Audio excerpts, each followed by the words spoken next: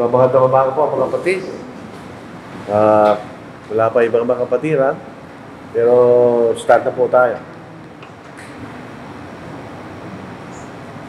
Ito po ating bibigyan pansin po sa umaga pang ito.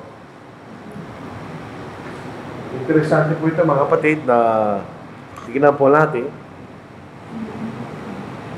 Isalitang apologies. Makikita natin sa modernong wika po natin. Meron salitang apology, di ba? Apologize. Yung pong salitang yun, isa kailang pinanggalingan, pero hindi iba ang kahulugan. Dito po sa 1 Peter chapter 3 verse 15, ito po ang ating mababasa. But sanctify the Lord God in your hearts, and always be ready to give a defense to everyone who asks you a reason for the hope that is in you with meekness and fear. Yun po salitang defense. Yun po ang ibig sabihin ng apologies na makikita natin sa ating pag-aaral sa umaga pong ito. Totoo po na salitang apologize at saka apologies ay isang pinanggalingan pero ibang kahulugan. Dito po sa salitang Grego, yung salitang defense. Kaya nga po yung apologies, makikita natin sa ating pag-aaral, hindi po ito nagbibigay ng apology sa kanyang paniniwala. The word defense, doon sa binasa natin kanina, comes from the Greek word apologia. Ang ibig sabihin, to give a verbal defense or a speech in one's defense as in court.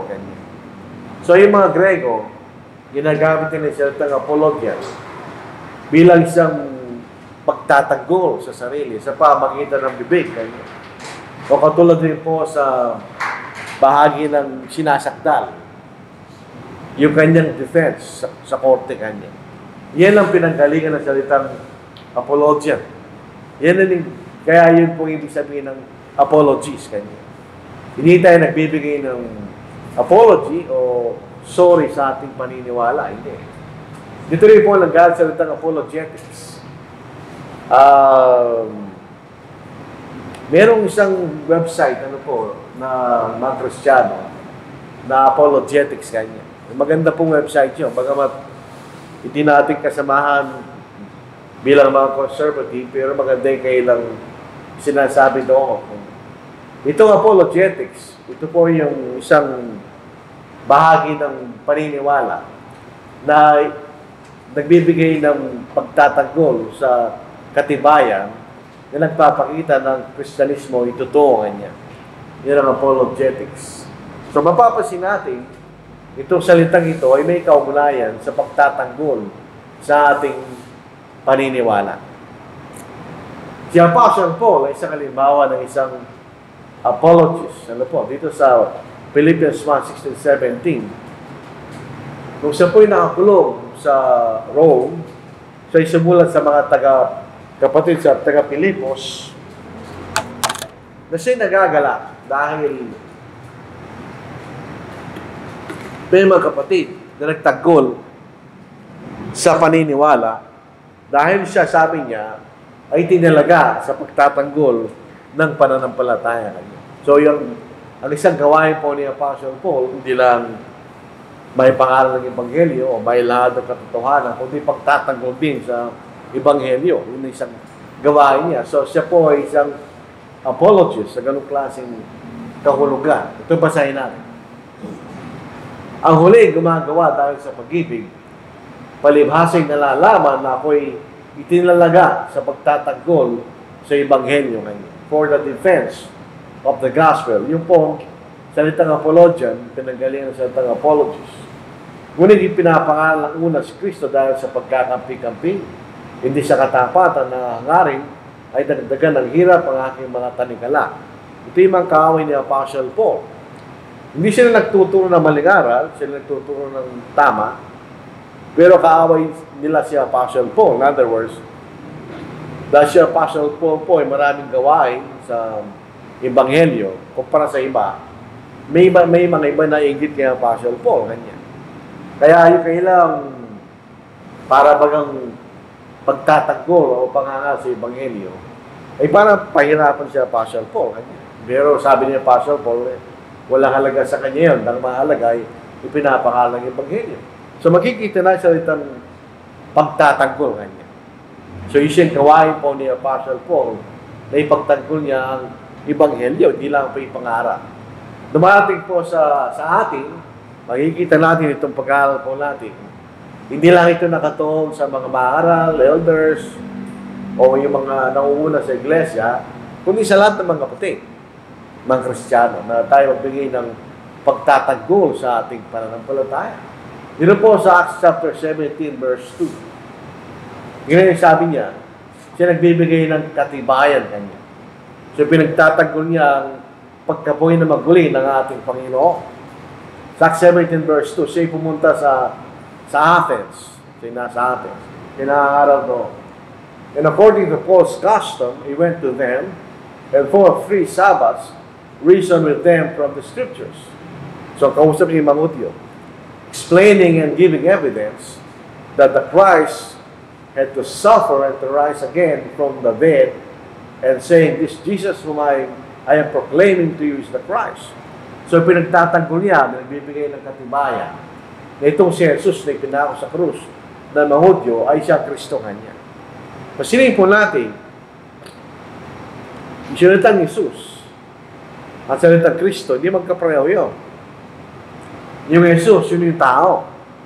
Ibig sabihin ng salitang Jesus ay tagapagligtas. Maliwanag po yan nung siya ipinangalan. Kaya pinangalanan siyang Jesus dahil siya magliligtas ng kasalanan ng kanyang bayan. Pero yung salitang Kristo, hindi tumutungkol sa tao yun. Hindi tumutungkol sa kanyang gawain kanya. Siyang piniling tagapagligtas. So, siyang bibig sabihin ng Jesus Christ, pag pinagsama, siyang piniling tagapagligtas kanya. So, siya po yung pinili, ibig sabihin. So, dito pinagtatanggol ni Apostle Paul na si Jesus na napako sa krus, siyang piniling tagapagligtas ng Diyos at siyang pagkabuhay niya maguli, ang katunayan na siya nga po yung piniling tagapagligtas ng Diyos pagkat siya anak ng Diyos. Makikita natin. So, dito makikita natin ang gawain po ni Apostle Paul. Kaya lang, hindi po limitado yun kay Apostle Paul o sa mga mangaral o sa mga elders, kundi sa lahat ng mga kapatid. Now, 1 Peter at saka dito po sa Jude, ito po yung sinulat para sa lahat. Ibig sabihin, si Jude, hindi po ito si Judas Iscariote, malamang ito yung Jude na kapatid ng Panginoon sa laman. At sabi niya, Beloved, while I was very diligent to write to you concerning our common salvation, in other words, ang ating kaligtasan ay para sa lahat, I found it necessary to write to you, exhorting you to contend earnestly for the faith which is once for all delivered to the saints. Ito salitang contend, ang ibig sabihin, to defend, ganyan. In other words, pag may nagtuturo ng maling aral, o kung may question sa ating paniniwala, kanya, kailangan natin ipagtanggol, kanya, na masikap ang pananampalatayang minsan pagpakilaman ay binigay sa mga banal. Tandaan po yung salitang the faith. Dito tumutungkol sa ating personal na pananampalataya. Ito ay tumutungkol doon sa katotohanan na ipinahayag ng Diyos sa pamamagitan ng Espiritu Santo. Makita natin. So ipagtanggol natin masikap kanya yung pananampalataya.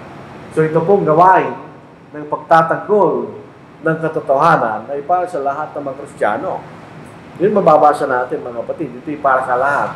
Hindi lang para sa ilan. So to contend, anong ibig sabihin po na?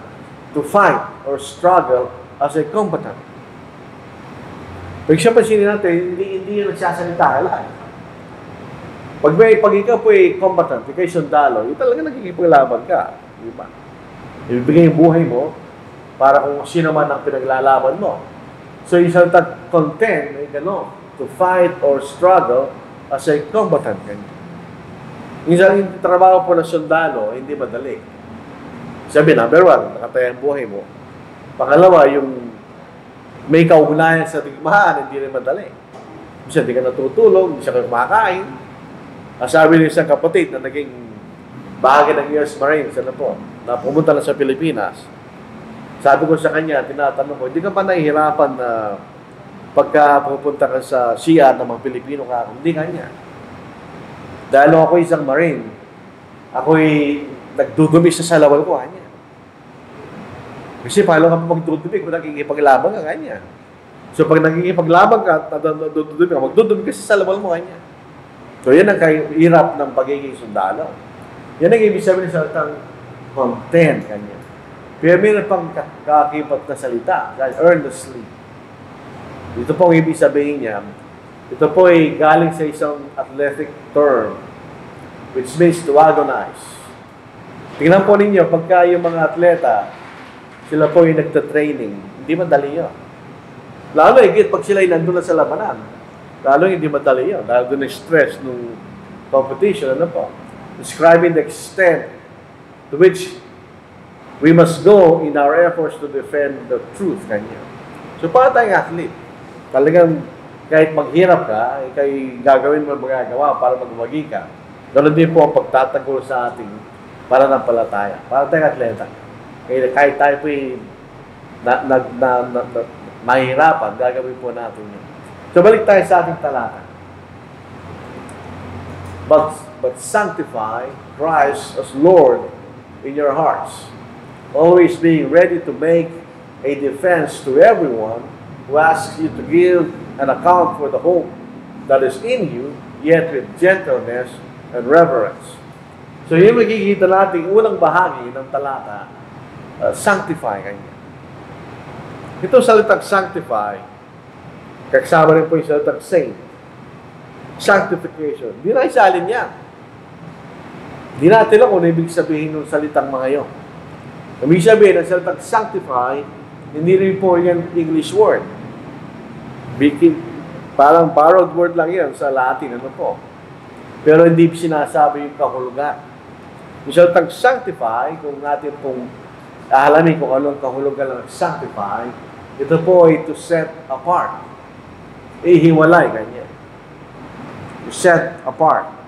Parang bibigyan natin sa bahay, meron isang magandang halimbawa na gamit na napakamahal, inihiwalay mo siya. Hindi mo siya sinasama doon sa mga ordinaryong gamit sa tahanan. Inihiwalay mo siya dahil ito'y mahalaga kanya. Yun nag-ibig sabihin ng sanctify, to set apart. Kaya nga po, mas magandang maunawa kung isasali mo yung salitang sanctify.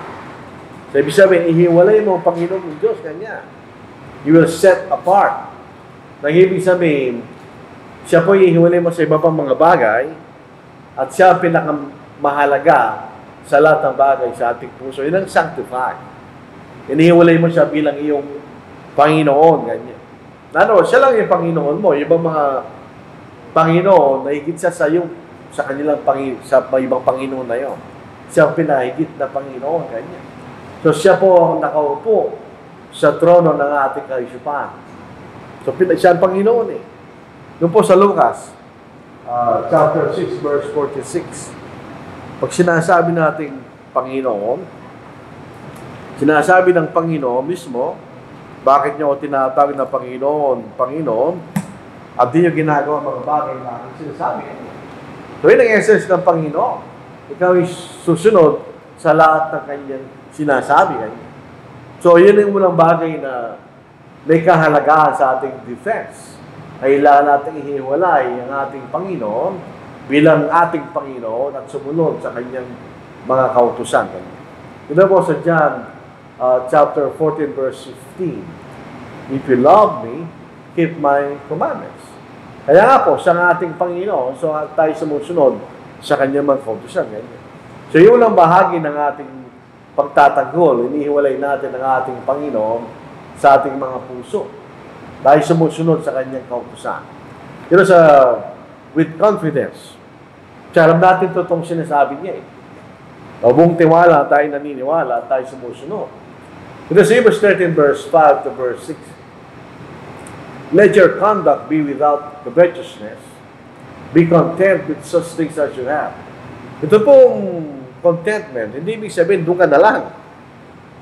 Ang sinasabi lang ng salitang contentment, kung alam ang kasalukuyan, mayroon ka niya, pasalamat ka na doon. Na hindi man ibig sabihin, doon ka na lang. Hindi naman ganun ang ibig sabihin ng salitang yun. For himself has said, I will never leave you nor forsake you. So he may boldly say, the Lord is my helper, I will not fear what can man do to me. Ganyan. So ibig sabihin, wala tayong katakutan kung anong gagawin ng tao sa atin. Dahil nalalaman natin ng ating Panginoon, Kanya, hindi na tayo mababayaan. So tayo po ay gumagawa na may buong pagkakatiwala, without confidence, dahil alam natin kung sino ang ating pinaniniwalaan. Isang bagay na makikita rin natin, isang bagay binasa natin, always be ready. Hindi natin maiwasan na may magtatanong sa atin, o higit pa roon, merong lalaban sa atin. Kasi kung iba'y paniniwala ng isang tao sa ating, may posibilidad na lalaban niya tayo sa ating paniniwala. Kaya din natin kapareho ang ating paniniwala. So, kinakailangan tayong handa kanya. Kaya salitang handa, kapag ka hindi tayo handa sa lamang bagay natin gagawin, wala kang confidence. Kasi hindi ka handa. Pero kung ikay handa sa lamang bagay ninyo, wala problema yun. Magagawa mo siya na may kayusan. Kasi ikay nakahanda. So, ano ibig sabihin tayo nakahandang sumagot kanya? Hindi tayo pwedeng handang sumagot na ganun lang. So, anong tuturo mo o hindi mo alam? Hindi naman tayo inspired by the Holy Spirit na bigla mong malalaman kung ano yung sagot. Katulad ng mga apostol, mga propeta, noong unang panahon, wala nang galaw. So, ang ating paghahanda sa ating bahagi ay ang pag-aaral sa salita ng Diyos. Mararanasan po natin yan pag tayo baguhang Kristiyano, kaya baguhang ka palang mangangaral. Once upon a time, may nakausap mo yung Baptist na wala yung ngayon dito. Nakausap yung Baptist na hindi naniniwala sa bautismo. Tapos sinabi niya in 1 Peter chapter 3 verse 21. Nagsabi niya, ang bautismo kanya, figurative lang yan kanya. In like figure kanya, doon sa 1 Peter 3:21, sa King James Version. Figurative lang yan kanya. So, ibig sabihin, sinisimbolize na ligtas ka na kanya. Yun ang sabi niya. Experienceado na siyang Baptist. Eh ako, hindi, bago pa lang ako, no? So, hindi ko masagot. Kasi hindi ka nakahanda. Pero pagkatapos niyang umalis, siyempre, merong halong frustration at pagkahinis. Hindi mo nasagot eh. So, pag-aaralan mo ngayon. So, makikita mo yung sagot doon sa sinabi niya. Dahil ngayon, napag-aaralan mo na kanya mabuti ang salita ng Diyos. So, pag napag-aaralan natin yung salita ng Diyos, handa ka ng sumagot at magpaliwanag sa ating paniniwala. Ulitin po natin talata. Doon sa 1 Peter chapter 3 verse 21. Basahin natin. Ay, hindi pala 1 Peter verse 15. Kung di siya niya mga puso, ipakabanalin niyo si Kristo bilang Panginoon, lagi kayong maging handaan niya. Always be ready. Others, kahit anong oras tayo tanungin, alam natin kung ano ating sasabihin. At may pagtatanggol natin ang ating paniniwala. So 2 Timothy chapter 2 verse 15. Bagamat ito ay utos kay Timoteo na isang mangaral, by necessary inference, sa atin din. Kasi doon sa binasa natin, sinasabi, lagi tayo handang sumagot. Nasabi rito ni Pablo kay Timoteo, nang isulat po niya ito, si Timoteo mga 30 taon pa lang, so bata pa siya. Pagsikapan mong humarap na subok sa Diyos, manggagawang walang anumang dapat ikahiya, na gumagamit ng wasto na salita ng katotohanan. Sinasabi rito, bakit wala tayong dapat ikahiya? Number one, yun ang totoo. Totoo yan, ba't mo ikakahiya? Pangalawa, wala kang dapat ikahiya dahil handa ka sumagot kung sa mga bagay na iyong paniniwala, pero naailangan ng pagsisikap kanya. Pagsikapan mong umarap na subok sa Diyos. Doon sa King James, study to show thyself approved unto God. Ganyan. Hindi natin lang kung yung tamang salin, kasi doon sa ibang salin naman, be diligent to show yourself approved to God. Ganyan. Siguro pareho lang yun. So pagsisikap natin, ay may kaugnayan sa ating pag-aaral sa salita ng Diyos. Ang sabi niya, pagsikapan mo. Ganyan. Yung salitang be diligent. Hindi lang nag-aaral ka, hindi lang nag-aaral ka. Yun talaga nag-aaral ka, hindi sabihin. Hindi napapetik-petik na pag-aaral. Talaga nag-aaral ka. Seryoso kang malaman kung ano ang pinag-aaralan mo. Yun ang sinasabi ni Pablo kay Timoteo na isang batang mangaral sa panahon na yun. Noong panahon na yun, wala naman nakasulat na bagong tipan.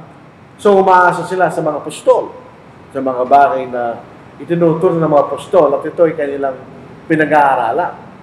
2 Peter chapter 3 verse 18. Subalit lumago kayo sa biyaya at sa pagkakilala sa ating Panginoon at tagapagligtas na si Jesucristo Kanya. Sumakanya nawa ang kaluwalhatian ngayon at hanggang sa araw na walang hanggan. Amen. Sabi rito, lumago, grow Kanya in the grace and knowledge of our Lord Jesus Christ. Ano yung sabihin no? Yung biyaya ay yung biyaya ng kaligtasan. So, lumalago tayo doon, sabihin. Mas nagiging tiyak ang ating kaligtasan. So, pamagitan ng pagkakilala sa ating Panginoon. Yung pagkakilala natin sa Panginoon, hindi katulad ng pagkakilala sa tao, nang nagpakilala ka, hindi nga. Yung pagkakilala sa Panginoon, hindi lang natin siya kilala dahil sa mga bagay na sinasabi tungkol sa ating Panginoon, kundi kilala rin natin siya sa mga bagay na tinuturo ng ating Panginoon. So, ang ating Panginoon, kasama ng kanyang mga aral, hindi may pag-iwalay yun. So, si Jesus, na tagapagligtas, kasama ng kanyang mga aral kanya. So, kailangan tayong lumago, sabi niya. Sabi ni Apostle Peter. So, kailangan tayong lumago. As time goes by, kailangan lumalago at lalo tayo nagiging marunong sa ating pananampalataya. Sa Hebrews chapter 5 verse 12 to 14, meron tayong time limit, mga kapatid. Hindi siya pwede ganun-ganun ka na lang, ganun yung mamatay. Hebrews chapter 5 verse 12 hanggang verse 14. Sapagkat bagaman sa panahong ito ay dapat na kayo'y mga guro na. Kailangan muling may magturo sa inyo ng mga unang simulayan ng aral ng Diyos. Kailangan ng gatas at hindi sa pagkain matigas. Kung ito'y ating titignan sa larangan po ng physical na tao, yung mga sanggol sa simula, ang pwede lang nilang kainin o inumin ay gatas. Yung kanilang tiyan, hindi pa sanay, at hindi nila kayang tunawin yung pagkain na matigas. Sabi, hindi pa lubusang nade-develop yung kailang matiyan. Kahit gatas lang sa simula. Pero hindi sila pwedeng manatili sa gatas. Pagka lumalaki na yung bata at tinuturuan natin siyang kumain ng normal na pagkain, iniiwalay na rin natin siya sa gatas. Number one, masisira yung ipin niya. Pagka gatas yung bata. At magtatay rin siya. Dahil hindi na ganoon ang nature ng tiyan niya habang siya lumalaki. So, ganoon din ang ating pananampalataya. Sa simula, ang ating nalalaman yung madaling bahagi ng ating paniniwala. Pero as time goes by, pati may hirap na bahagi, naunawaan din natin. Sapagkat bawat tumatanggap ng gatas, ay walang alam sa salita ng katwiran.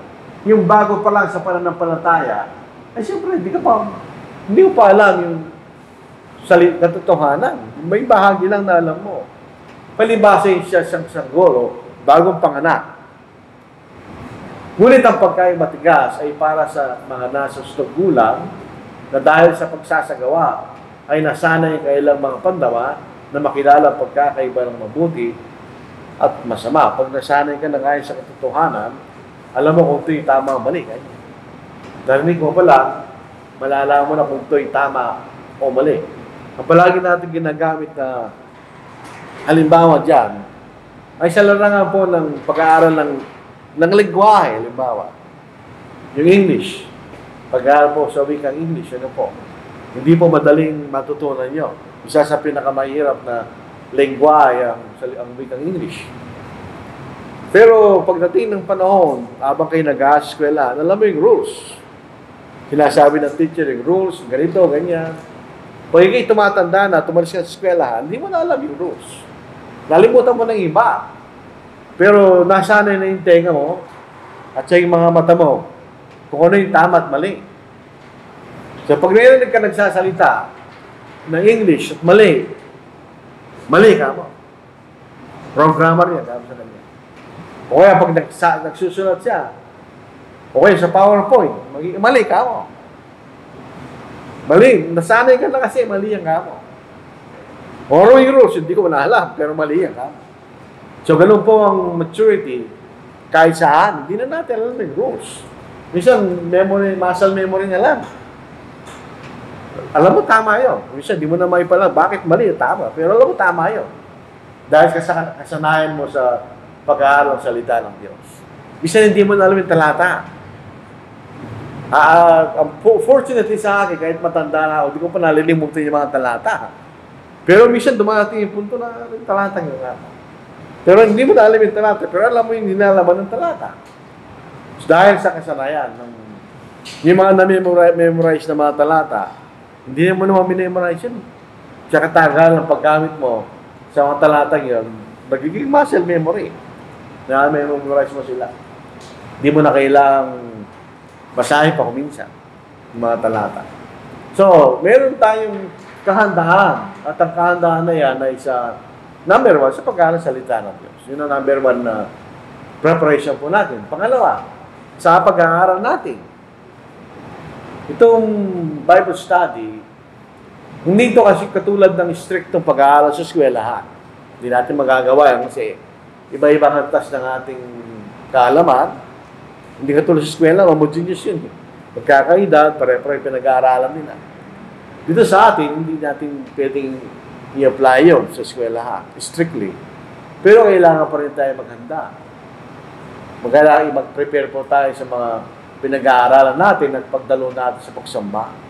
Kailangan tayo mag-prepare kasi ito yung paraan na tinuturuan tayo sa salita ng Diyos. Kung minsan nga, hindi na natin binubuklat ang ating Biblia sa araw-araw.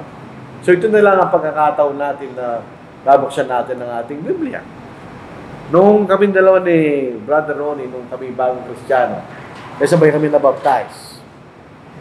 Si Brother Ronnie, girlfriend na niya si sister niya na miyembro ng Born Again.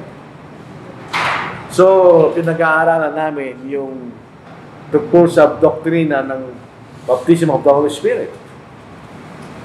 Nagkataon naman, pumunta kami sa Mongkada, Tarlac noon. Pumunta kami sa bahay nung asawa ni Sister Naing. Patay na siya noon, yung asawa niya. Ang daming libro doon. Yung mga libro na iniwanan ng Roy Cogdin at saka ni Cesar Willis, nung una sila pumunta sa Pilipinas. Ginawa niya ng library, bahay ni Brother Naing. Wala pwedeng hiramin. Nagsina mga maangaral. Unfortunately, hindi na binabalik. May nakita kaming debate book doon. St. Bat's Debate. Hindi natin makalimutan. Ang kapatid doon, si Harold Singh, at ang kalaban niya si Batts. Ang pinag-aaralan, ang kanilang tema, Holy Spirit Baptism. Ang pinag-aaralan namin yung Brother Ron yun. Sinerox namin yung mga chart na mga ginamit ng mga sa debate. Natutuwa na eh. Yung nalalaman namin ngayon tungkol sa Holy Spirit Baptism, gifts of the Holy Spirit, galing doon. Yung sa debate na yun. Dahil mayroon pang bagay debate tungkol po sa bautismo, tatubig, kung hindi nagliligtas o hindi. Pinag-aralan namin yun. Nag-read namin. At nakatulong po doon sa pagtatagol ng katotohanan sa mga bagay na yun. So yung mga debates, mahalaga rin po yun. No, mga literature, tulad niya, makakatulong din.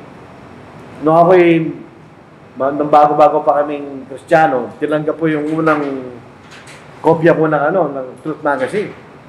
Parang yung special niya. Bakit? Magazine eh. Mula first page hanggang last page.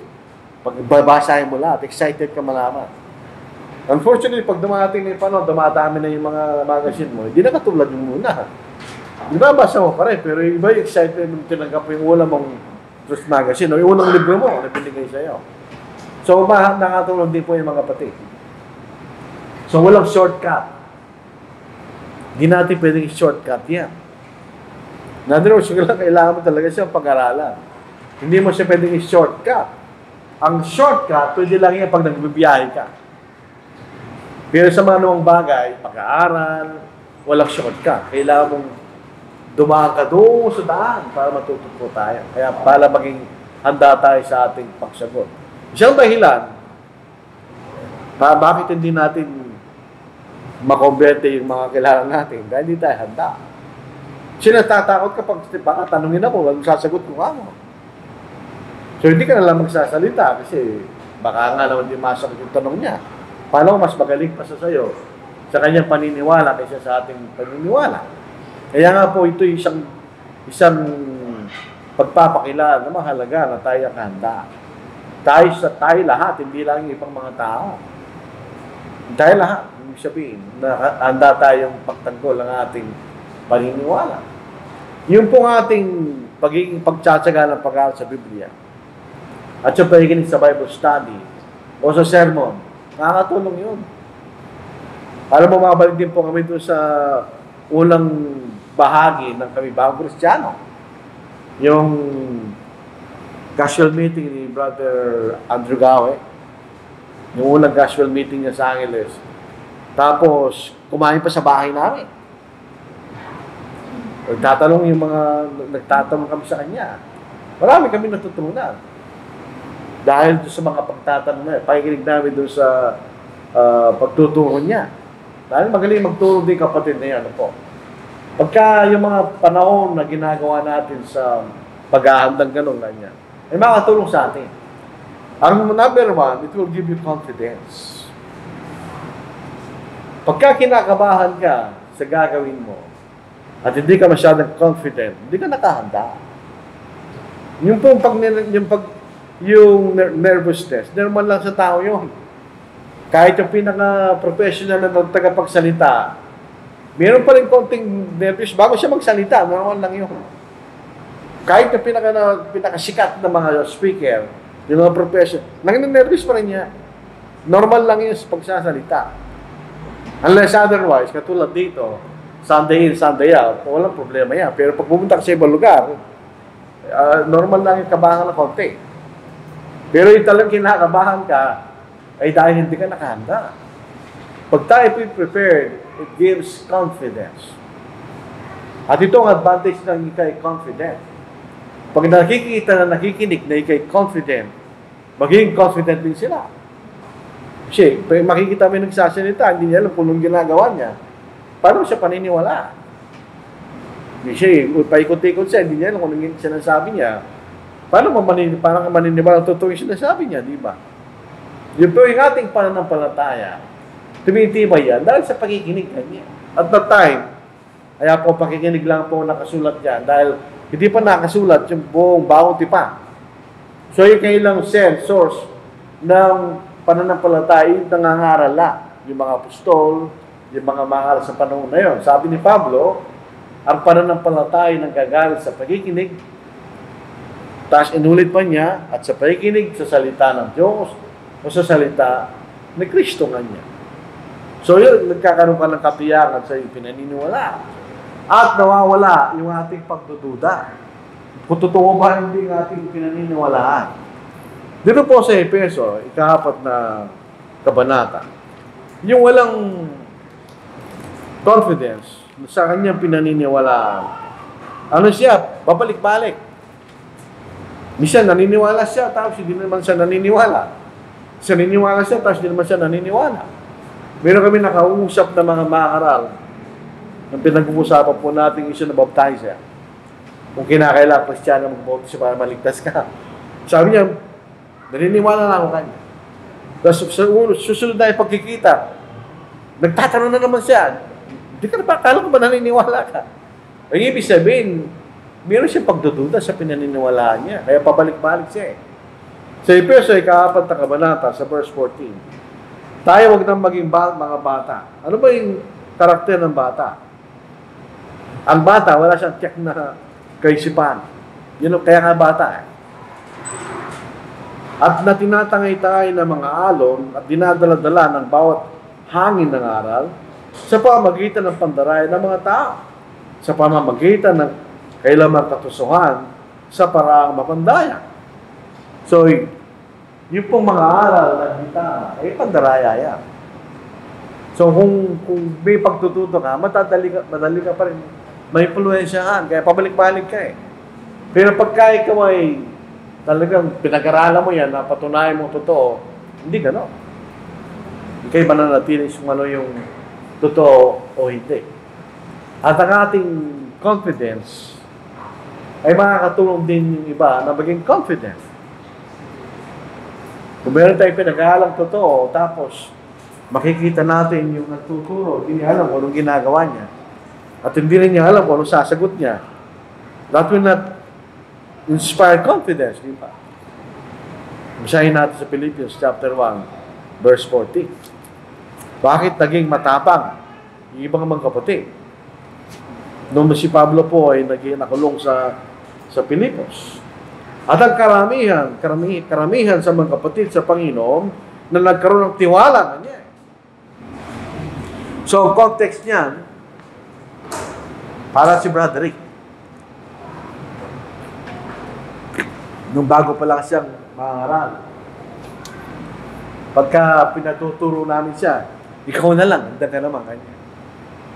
Sabi ko, paano wala na ako? Bahala na ako nung kanya.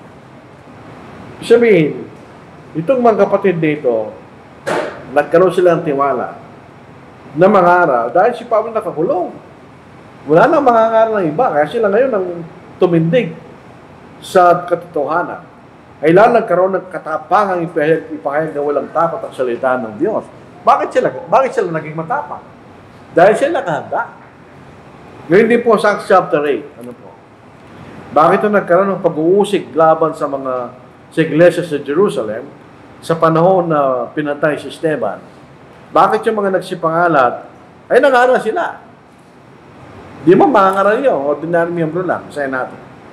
At ang mga nagkawatak-watak ay naglalakbay na ipinangaral ang salita dahil sila nakahanda. Ironically, ito pong mga taong ito na ikinalat po nilang ebanghelyo, hindi lahat sa kanila mangaral. Karamihan ay mga miyembro lang. Pero naipangalat nilang ebanghelyo sa Acts chapter 11 verse 19. Samantala ang mga nagkawatak-watak dahil sa pag-uusig sa nangyari kay Esteban ay naglakbay hanggang sa Phoenicia, sa Cyprus, at sa Antioquia na hindi sinasabi kanino man ang salita maliban sa mga Hudyo. Yun lang ang kanilang kakulangan. Hindi sila naniniwala sa panahon na yun na mga Gentil ay kasama sa kaharian. Pero sa mga Hudyo, pinangaral nila. Kaya kumalat po yung salita. Dahil meron silang tiwala sa kailang pananampalataya. So, ating confidence sa ating paniniwala, yung ating preparedness na sabihin, o ating pinaniniwalaan, ay makakatulong sa mga hindi ligtas. Kasi marami sa mga yan ay naghahanap ng katotohanan. Naghahanap sila ng katotohanan. Hindi lang katotohanan na hanap nila, kundi at sagot sa kailang mga katanungan, kundi sa mga taong may tiwala sa kailang pinaniniwalaan. Nagtatanga sa mga maling aral. Bakit naniniwala yung mga tao sa kanila? Samantalang maling aral nila. Dahil nakikita nila yung kailang confidence. Nakukuha sila doon sa confidence. Normal yun. Dapat lang. Kaya problema lang, hindi na nila titignan kung ano sinasabi ng mga tao yun. Sa mga naghahanap ng katotohanan, pag nakita nilang yung confidence, nung nagtuturo, makakatulong din sa kanila.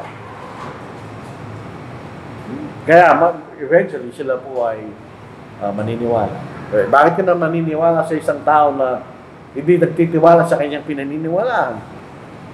Kahit ikaw yung nasa sales, kung lang yung nagsasalita, alam mo, hindi siya confident, hindi ka bibili. Pero very confident siya, kung sinasagot niya, bibili ka. Na nakikita mo yung totoo siguro yung produkto nito kanya. Kasi very confident siya sa kanyang produkto. Di ba? So, anong pinagbibili mo?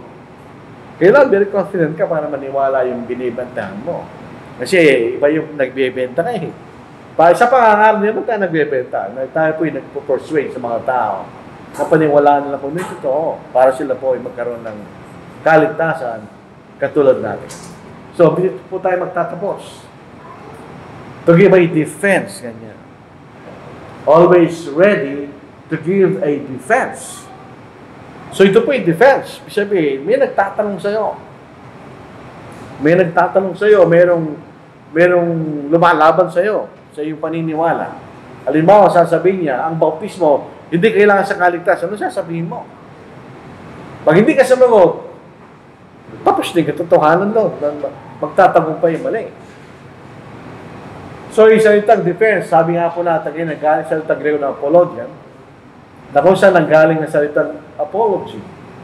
Pero sa pinag-aaral natin ngayon, hindi ibig sabihin na tayo po ay nag-apologize sa ating pinaniniwala. Pero yung kabaligtaran, nagbibigay tayo ng formal defense sa ating pinaniniwalaan. So, ang tamang paraan sa ating pagtatanggol ay ang salita ng Diyos. Alam mo ang katanungan natin, ano mong problema natin, na may kaugnayan sa ating pananampalataya. Hindi natin masasagot sa idea ng kapatid, o opinion niya, o kanyang experience. Hindi natin masasagot doon. Kung meron tayong problema sa isang bagay, at tatawag tayo ng kapatid, huwag tayong tumawag ng kapatid na sasabihin sa'yo, idea lang niya. Hindi. Pupunta tayo sa Biblia. Doon niya sasabihin, sagot doon sa ating problema. Di ba? Kaya ano problema? Sasagutin niya ng Biblia. Huwag tayong umasa sa opinion o idea na hindi naman sinasabi ng banal na kasulatan. Kung may nagtanong sa ating pananampalataya, puro opinion sinabi mo, para siya maniniwala. Kailangan ang gawin natin, kuha tayo ng Biblia, at saka buksan mo at basahin mo, sagot mo sa tanong niya. At doon natin makikita, tama sa atin, mali sa kanya. Ganoon lang mananiwala, mga kapatid, sa pananiwala natin. Ako, Katoliko kami. Siyempre, hindi lang kami Katoliko. Nag-aaral kami sa mga eskwelang Katoliko. Maliban lang sa elementary, high school, hanggang sa college, Katoliko. So, ang inputs mo, pro Katoliko, Katoliko eh. So, anong inaral po sa amin yung Ebanghelyo, nakatulong po yung si Papa Bill noon, dahil siyempre kilala namin siya eh. Tapos, matagal din bago ka maniwala kasi ganun ka eh. Pero bakit ka maniniwala? Meron silang mabuting pagtatanggol doon sa tinatanong mo o doon sa panlabog mo sa kanila. Hanggang sa darating ka sa panahon na wala ka lang masasagot. Ibig sabihin, you're back on the wall, kaya wala ka nang uurungan o wala ka nang susulungan. Anong gagawin mo? Eh, siyempre, susunod ka na, no? So, yun ang defense. Hindi sila umuurong. Pagka tinanong ka ng inaaralan mo, tapos di mo nasagot, urong ka na, no? Eh, hindi ka na naman paniniwalaan. Kaya kailangan po talagang tayo, alam po natin yung ating defense. At ang source ng ating defense ay ang katotohanan. Yan ang salita ng Diyos. Wala nang iba. Sabi nga po ni Jim Potterbo, Jim Potterbo po ay isang magaling na sa mga in fairness, sa lahat ng napakinggan kong Amerikano, siya pinakamagaling. Mag-explain, malinaw. Unfortunately, nawala siya sa totohanan. Yun ang masakit to. Ang tanong ko sa kanya, nung binata pa ako noon, sa bahay nila, Brother Gavitz, sa lumang bahay nila. Mas memorable sa akin yung lumang bahay nila kasi yung bagong bahay nila ngayon. Sabi, tanong ko siya, paano ko sasagutin yung mga tanong ng mga taga-denominasyon? Ang daming issue ako. Pag-aralan mo, Biblia mo, ay siya. So, lahat ng tanong na yan, sabi niya, masasagot mo sa Biblia, sabi niya. So, pag pinag-aralan mo Biblia mo, pinag-aralan mo siya, mabuti kanya. Darating ang panahon, ganyan. Masasagot mo yung mga tanong na yung ganyan. Yun ang advice niya. So, dito po sa Psalm 119, verse 105. Ito po isang magandang, ito pong Psalm 119. Ito po yung awit na patungkulan sa salita ng Diyos. Ang tema niya, salita ng Diyos. So, ito ang pinakamahabang awit sa aklat ng mga awit. By the way po, yung Psalms, hindi po siya aklat. Ito po yung koleksyon ng mga awit na walang kakulangan sa isa't isa. Dito sa 105, kanya. Ilawan sa aking mga paa ang salita mo at tiwalag silang das ko. So, ang salita ng Diyos ng sense of direction mo. Kung magtatanong, yan ang sasagot mo. Sa John 17:17, ang sabi rito ng ating Panginoon, ganun din, salita rin po ng Diyos sa inyo. So, yung ating mga opinyon, yung ating mga sariling kaisipan, ay walang bahagi sa pagtatanggol ng ating pananampalataya. Tayo po yung nandun lang sa salita ng Diyos. Hindi tayo lalamas doon. Pakabanalin mo sila sa katotohanan, ang salita ng katotohanan. So, doon lang tayo. Ano mo po ang tinatanong sa akin? Doon lang tayo. Hindi tayo lalabas doon. Kalamang isyong pinag-uusapan, so doon lang tayo sa Biblia. Hindi tayo lalabas doon. At guarantee, 100%, hindi sila magtatagumpay pag alam mo yung Biblia. Ito po ang ating pag-aaral po sa mga kapong ito. Yung sinasabi kong website, yung Apologetic Express, kanya. Yun po ay ang mga kapatid na mga liberal, sabihin. Pero excellent po yung mga artikulo nila. Marami kang mga tututunan doon sa kanilang mga sinasabi. Doon sa Apologetic Express. May kaugnayan lang po sa ating pinag-aaral. Maraming salamat po mga kapatid.